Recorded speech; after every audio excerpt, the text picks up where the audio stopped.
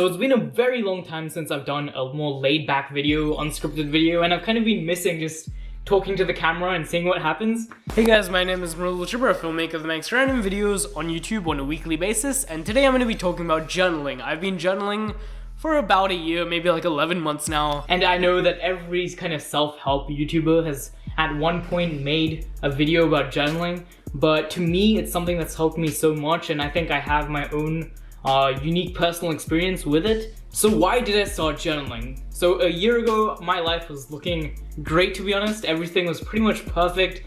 And I know a lot of people can't relate to this because a year ago is when quarantine and everything was happening. But for me, it was actually a great opportunity to start, focusing on myself, getting fit. And around this time last year is when that stuff really started to show.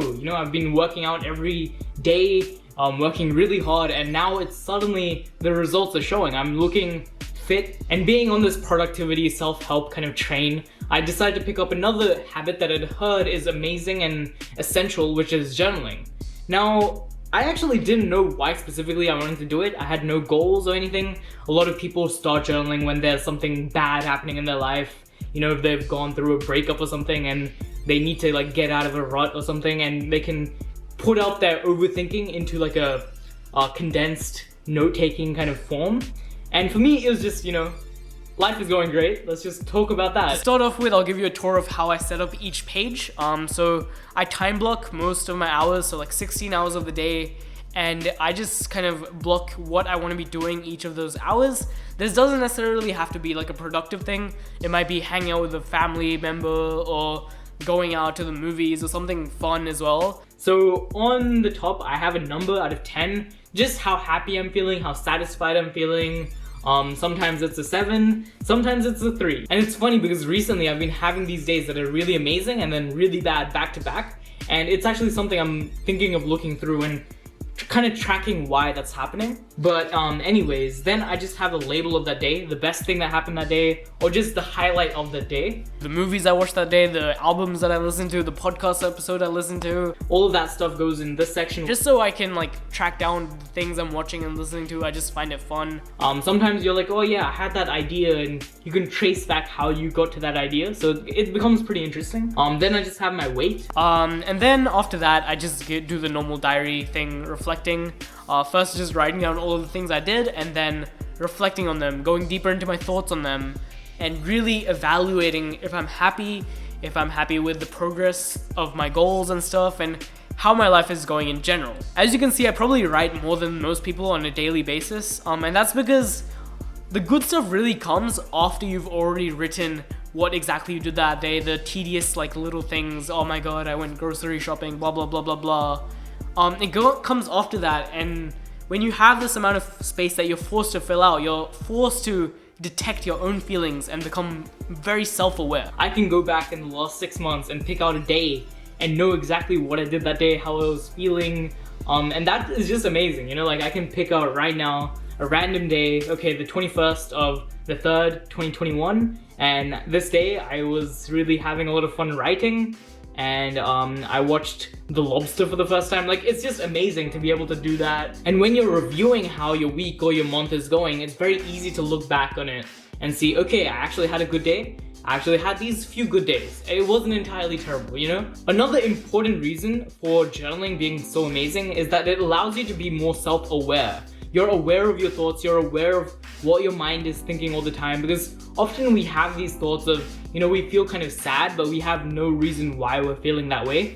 And forcing yourself to write a certain amount every day really makes you kind of blurt out and spill why you feel that way. For me personally, I have this whole page that I have to fill up, and that really forces me, after I've written about the events and everything, to really look at how I was feeling and seeing if that was a good thing or a bad thing. And just pushing yourself to that point is very important in, seeing how your life is actually going. Because, you might have these amazing things going on in your day, but if you're feeling terrible that whole day, then something is clearly wrong, and just figuring out the root cause of that allows you to eventually fix that. I'll give you a recent example of this. So in the start of April, I visited a friend that I hadn't seen in a very long time, and I had an amazing day. But the following 2 weeks after that, the following week after that, I would say, I just had this terrible feeling of sadness. And it was mainly because for March, all of March, I was feeling lonely. And then April, suddenly I felt so fulfilled and so much joy in that one day. And then I came back to my ordinary life and it was just lonely. And then, you know, just writing this all down made me realize that, damn, I'm isolating myself from the whole world, and this is something I have to focus on and fix, you know? And this self-awareness really allows you to grapple with the issues and small little things that you've been thinking about, or big, massive issues, and allows you to process them in a simplified text format, because often we have these abstract thoughts that are so complicated we can't even put them into words, but putting them into words actually simplifies them and shows it's a problem and the problem can be fixed, just as any other problem. Something I do regret is that I didn't start journaling sooner. I've grown so much as a person because of this journal and because of being self-aware, and it's been so awesome to be able to look back at each individual day, see how I was feeling, and I just wish I could have done it sooner. I really regret that, and I can't wait in like 20 years when I can just go through every single day and see how I was feeling. And honestly, if I started journaling when I was 5, I would have been like a monk right now, you know? I would have been a legend, like I would have been just so much further ahead in, you know, mentally and everything. You guys want to start journaling?